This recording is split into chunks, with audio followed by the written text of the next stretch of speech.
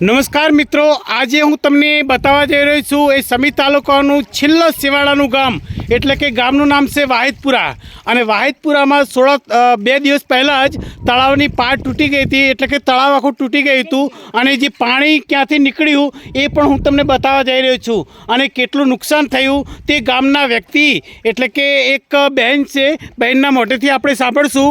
અને આ લોકો આજે ગામની મુલાકાત લેવા માટે આવ્યા છે. અને જિલ્લા પંચાયતના ડેલિકેટ હંસાબેન એ પણ આ વખતે જ ચૂંટણી ચંપલાઈ હતી અને એ પણ આજે આ ગામની વહારે આવે છે.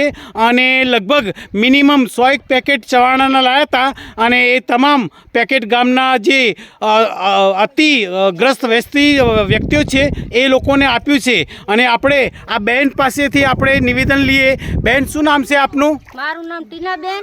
તો અમારે આ તલાઈ તૂટ્યું છે, તો અમારે અમારા ઘરથી કરીને 20 ઘરને નુકસાન થયું છે.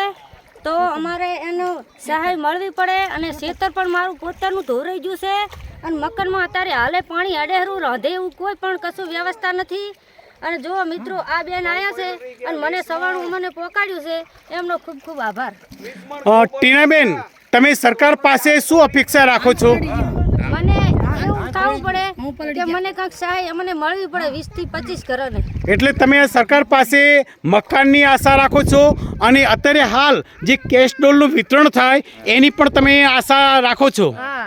તો ગામના કેટલા લોકો, કેટલા મકાન એવા હશે કે કેટલા લોકો અતિગ્રસ્ત હશે કે 100 થી 150 લોકોને પ્રાથમિક શાળામાં રાખવા પડ્યા હતા કે એથી વધારે લોકોને રાખવા પડ્યા હતા?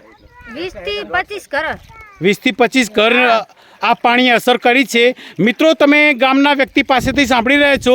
એમનું નામ છે ટીનાબેન. અને એમને એમના મોઢેથી કીધું કે મારા ગામની હાલત અત્યારે કફોડી છે, તો સરકાર તેમને કેશ ડોલ જેવી મદદ કરે અને આર્થિક જે પણ બની શકે તે મદદ કરે. આ વિડીયોના માધ્યમથી હું સરકારને પણ જણાવવા માગું છું કે ખરેખર જે લોકો આ વરસાદના કારણે હેરાન પરેશાન થયા છે એ લોકોને ખરેખર મદદ મળવી જોઈએ. તો